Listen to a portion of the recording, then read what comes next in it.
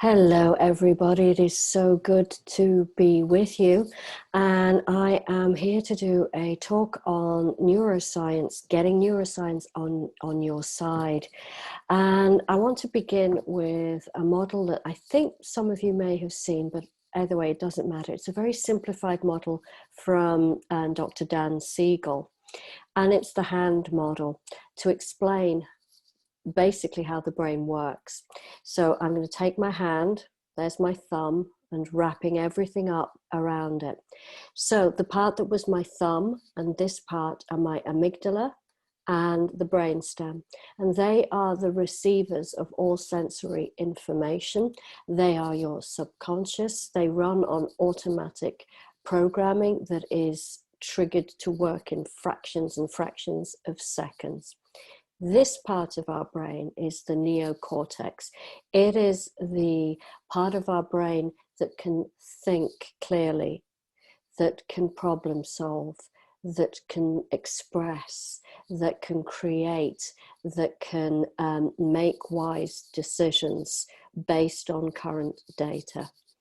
Now, why did all of this happen? Our brains are there as a survival mechanism. So back in the day when our survival depended upon us not being eaten, we learned to be very vigilant about our surroundings. The humans that survived and bred and then continued to produce generation after generation had the capacity to be able to look at all of the sensory information around them and be able to respond quickly. So we are programmed with this negative bias, which has us searching for danger, and which has us looking for the negative, because we learn from that. So what did I do wrong? How did I fail? What was the mistake I made? What must I not do again? And this is what these parts of the brain are designed for, and they have to be fast, because we don't have time when we're up against a saber-toothed tiger or any other threat to ponder and consider. We need to act quickly.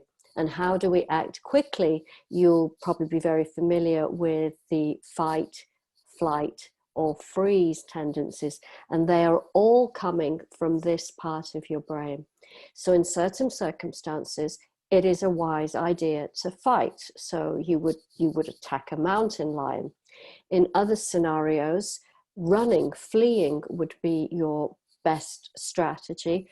And in a third circumstance, simply freezing. So I think that's what is needed when you're up against a bear. However, I've never actually met a bear in the wild, but I understand that in these circumstances you're meant to play dead and cover up your head, and somehow that would keep you alive. There are physiological things that are going on when this part of your brain is triggered. You know, that sensation that you can get in your stomach, that butterfly sensation, that nervousness sensation, that is because your body, in response to this trigger of lack of safety, is going to actually stop working. It can't afford to spend time and energy on digestion. It needs to be focused somewhere else. And at the same time, the heart rate starts to go higher. We start to breathe even more rapidly. Again, we need to pump more and more oxygen to the larger muscle groups in our body, maybe our legs, maybe our fists, so that we can actually do what we need to do under these circumstances. And all of those physical triggers are going on in our body. Remember, mind, heart, body, they are never separate. They are one cybernetic loop. So this is where it all originated, and it worked. It kept the human race alive and producing generation after generation after generation. However, we're not dealing in a lot of ways with triggers like that, although in some of your circumstances you actually are. if you are dealing with physical abuse and verbal abuse, this is a daily assault on your safety. And it is little wonder that you are in this system, this of fight, flight, or freeze, because this is going to happen, because the neural pathways in your brain have been set up to protect you from danger. It's also set up to help you become bonded with people. Our survival as young babies depends upon whether the caregivers around us will feed us, keep us warm, take care of us when we're so helpless. And we need the safety of our tribe until we become independent, resourceful adults. So we have these two drivers of what must I do to keep myself safe, and what must I do so that I can stay within my tribe, which is an aspect of being safe. I hope that that makes sense to you. So, as a young person between the ages of 0 and about 9 years old, you start to create a series of rules. But who is it that's creating these rules? They can be sort of described in a way which I find makes a lot of sense, and I hope it makes a lot of sense for you. And that is from an archetypal route of looking at this situation. Now, an archetype is simply a label which is put on, it's an energy label as well, onto a certain classification, a certain group of things. So if I say the word cat to you, you may picture a ginger cat or a black cat or a lion, but you will, all of us, understand, that is cat. Similarly, if we look at mother, we will all have an archetypal definition that everyone would understand, yes, that is mother. So that's what an archetype is. And we start to build these as our protectors from a very young age. And the ones that are kind of relevant in this scenario are the judge, or our inner critic, or the voices of our judge and our inner critics, because there's more than one usually, and the victim. Now, the voice of the judge is that constant looking around, comparing you to the world around you, but actually comparing you in imagination to a perfect version of you, and making everything into what is good, what is bad, what is evil, what is right, what is wrong. It's a very black and white world, and you're either on the less painful side of that, or you're not on the painful side of that. So this is the part of us who is actually trying to protect us. It's not very sophisticated, however, but it is trying to protect us.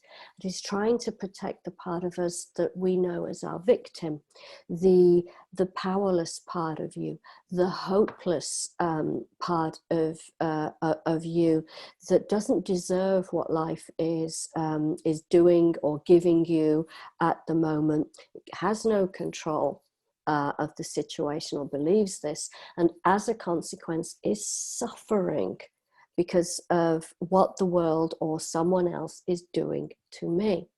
So I don't think it's too far of a leap for you to remember what it's like when you're in that mode. You could feel pain, physical pain in your chest, in your throat, in your gut area. Sometimes you may even experience it like stabs in the back.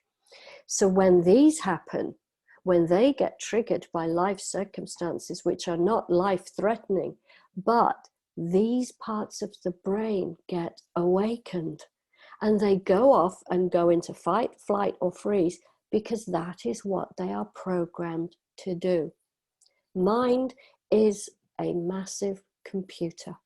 It takes in sensory data, data from our eyes, data from our ears, data from touch, data from the world around us, and interprets it under these lenses of how am I to stay safe, and how am I to stay part of my tribes so that I can stay safe. And then it creates the rules or the neural pathways.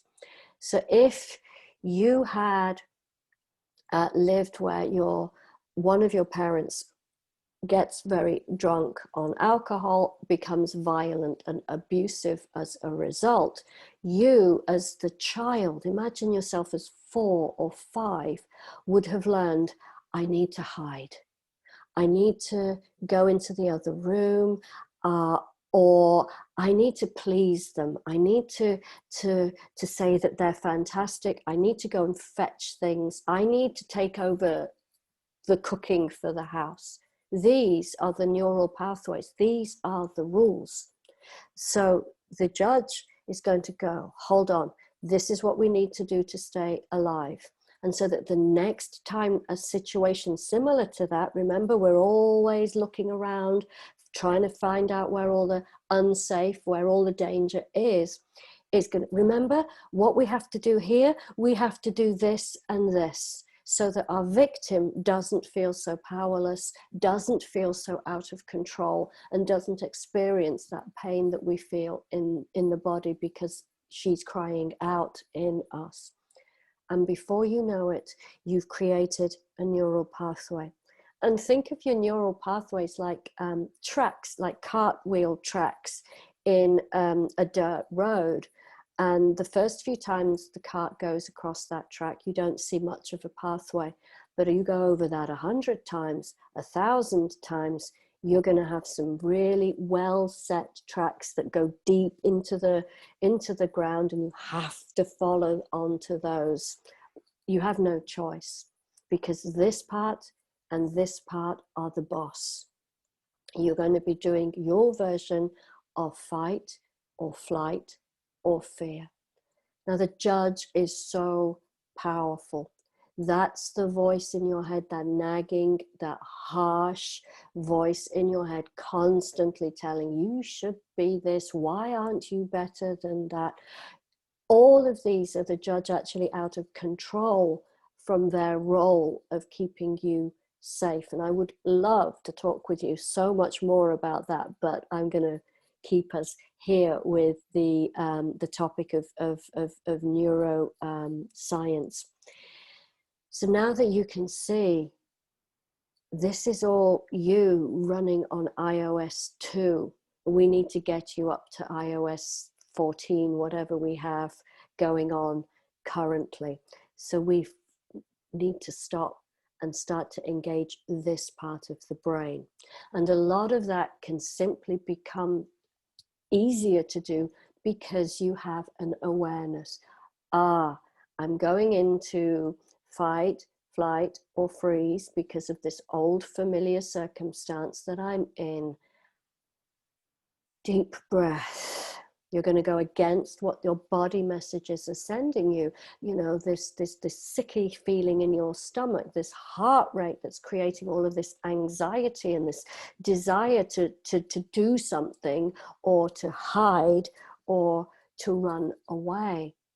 And this is where you get to choose and become aware through breathing. Hold on, I'm safe. Am I safe?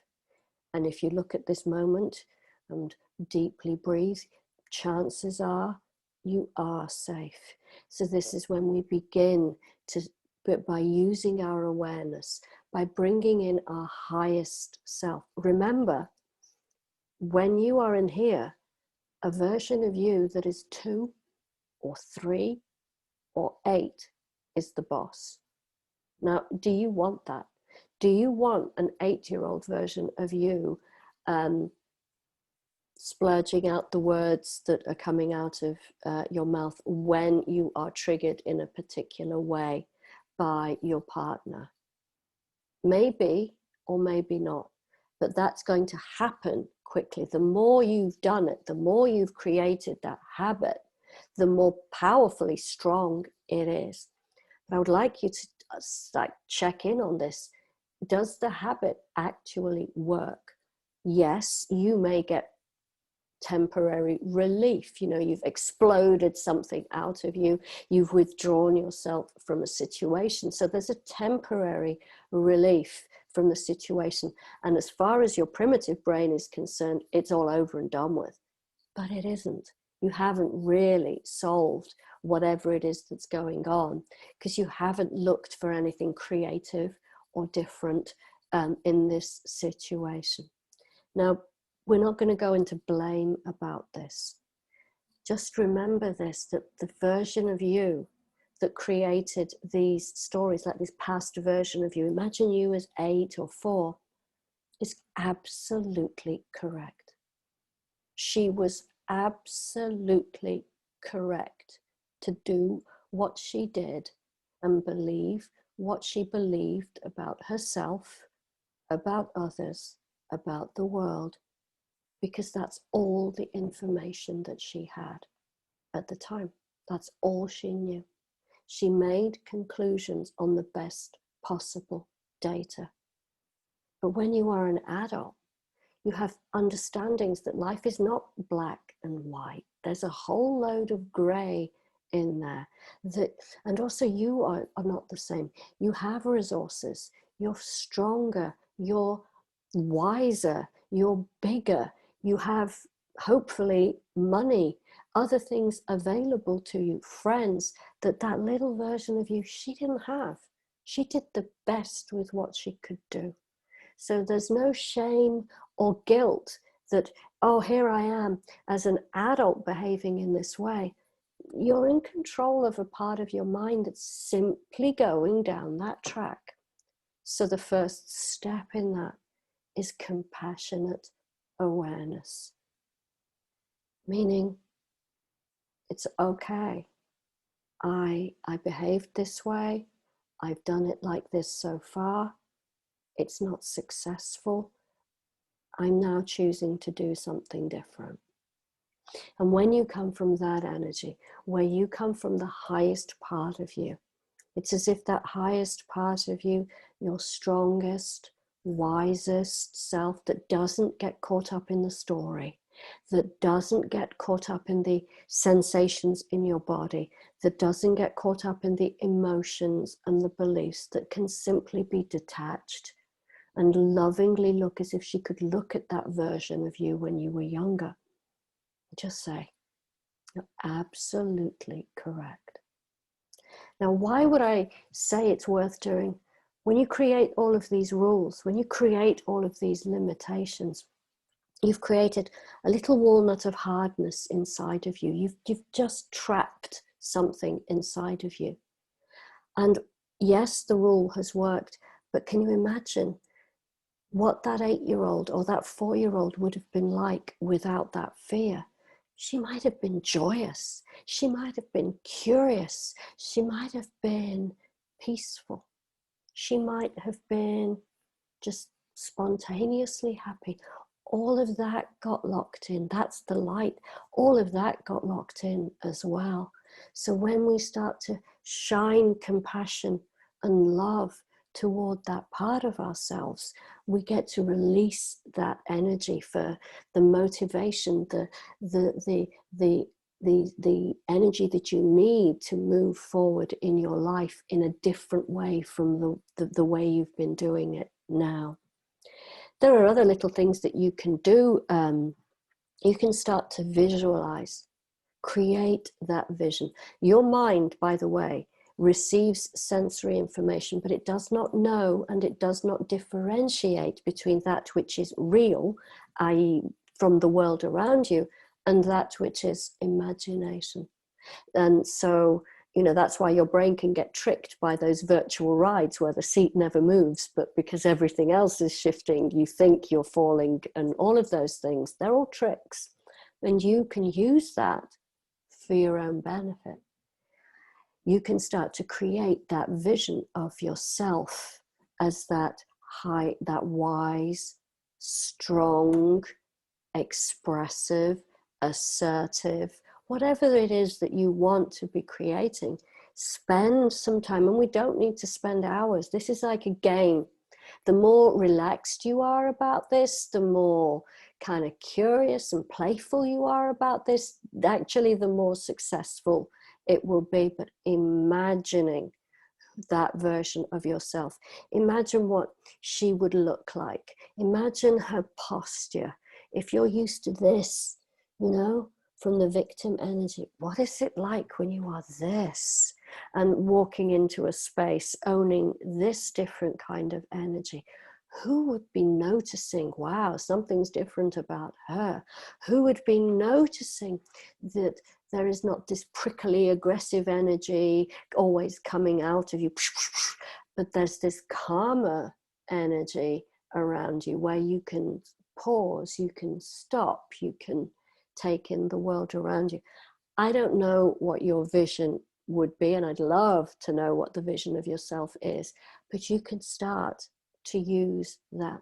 And if you can't visualize it, imagine what it would feel like to walk into a space. Imagine what it would feel like if you were writing a letter, whatever it is that you need, or, you know, drinking a drink. Imagine what that would be like. And just for a few minutes, put everything, the sight, the sound, the smells, the feeling in your body, the aliveness that you would be feeling. And when you've got that to as large as you can, put your finger, your first finger and your thumb together, and use a word of divine, maybe, whatever the word that is right for you, or highest self. And you're literally programming that into your brain. The more you do this little technique of visualizing your highest self, programming it, you can actually then just connect these two things together and you will feel it in your body. Now, I know I'm going super, super fast with this, and I would love to slow down. And more importantly, I would love it if you were actually here so that I could hear your questions. So please, please reach out to me if you need a little bit more on this. We then start to have a look at changing our ways of behaving in the world. Our old habits are not working for us. If they were working, we would be experiencing peace or contentment or joy. We would be experiencing an innate sense of safety and worthiness. Our judges would not need to be, you know, trying to make us fit into this imaginary version of ourselves that is, you know, super smart, super thin, or super everything. And, you know, she can never, ever be. So this is when we start to decide, I choose to do differently. And these can be simple things, simple acts and simple changes. I'm going to greet people with a smile. I'm going to wear a brighter color. Now, I know that you go, oh, this sounds absolutely crazy, but you know, it isn't. Any act where you are empowered, making empowered choices, it doesn't matter what the act is. It is the empowerment. You start with what you can do in the situation that you are in, and you're doing it consciously, not habitually, not subconsciously. You are choosing, and that is where the power comes. And the more of these choices and choices and choices that you make, then you start to build, you guessed it, new neural programming into your brain. Neurons that fire together, wire together. That's all the brain is doing.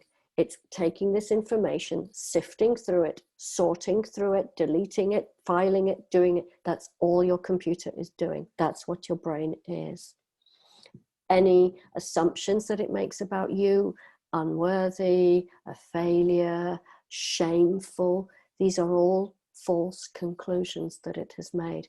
And we have to go through the process of changing those, of countering those with what is actually true. You are worthy to be here simply because you breathe. You are safe. In this moment, most likely, you actually are safe. Oxygen is coming into your body. Carbon dioxide is leaving your body. You are seated. Your feet are on the ground. You are safe. Own that.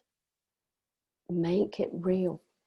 And whatever the feelings and whatever, let them be like the rippling water at the top of a body or of a lake. You're down here. That is deep. So the other way is, this is Mike Dooley's work, thoughts become things. The more of the thinking that you do, which is in I am joy, the more you say that, and then imagine, so what would joy be feeling? What would joy be doing? So I have a task. I'm going to joyfully complete this video that I'm doing for you, or I could make it into a chore, and it's going to be super hard, and it's going to be draining. I get a choice about the energy that I am going to put into this. So am I going to care about it? That's my choice in that. And I do care about it. So I hope that you can feel that. So these are the simple choices. What would calm look like? How would I be moving if I am calm? And you simply say, yay, thoughts become things. Thoughts, the energetic, it's not even real, come down through our body and become manifest things. And the more you practice it in a light-hearted way, the better. The other part is you can start to create affirmations. There's a craft to affirmations. I am, I have, not I will be, or sometime in the future. I am and I have. And it's, just wouldn't it be fantastic if I could imagine myself, going out with my girlfriends and we're all laughing and everything's fun and I'm feeling cared for by my friends who love me. What would that feel like? That is what you imagine as you're walking your dog, as you're sitting at a stoplight, as you're washing the dishes. Play the game. Imagine mind is going to go, oh, she wants that. Okay, because she wants that. Then the mind will actually go off and bring you that, because it's going to search around. She wants this joy thing. Okay, she wants this joy thing. So we find all the joyful things. We bring the joy to us. We're looking for it without really thinking about it. But suddenly we need to change our energy, because that strategy I have of being all sort of grumpy, that's not going to work here. And we need a different strategy. That is when your new rule is being set. So the more you think about the thing that you want, the more it will actually become real. Thoughts become things. No desperation energy associated with it. It's a lightness. It's a fun. And you can tell your brain, hey, Judge, can you go around and help me experience joy in my life? Can you do that for me? Because that's what would be really, really helpful. And look for joy. The sun is out. This flower has bloomed. This drink tastes so good. Look for the joy and really acknowledge the joy. And these can be in themselves affirmations for change. It's not writing out 100 times, I am joy, I am. What's the joy in that? Do it joyfully. I am joy. Imagine what joy would look like. What would she be doing? What would be the expression on her face? What would be the lightness in her step? And be all of that. So I hope that this has made sense to you, how you are totally able to break patterns, heal your heart, by becoming aware of this fight, flight, freeze, and becoming aware of how it is you can change it. So we started with an explanation of that. We talked about archetypes and the judge and the victim, and the judge trying to protect the victim from being unsafe, being powerless, being hopeless, and then moved into creating that vision. Imagination is as powerful as reality. Doing it lightly, doing it with no, I gotta have it, just doing it in a relaxed way. And then choosing change.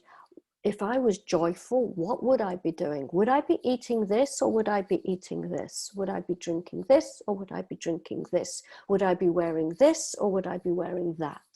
These are kind of empowerment acts that you can do in your day.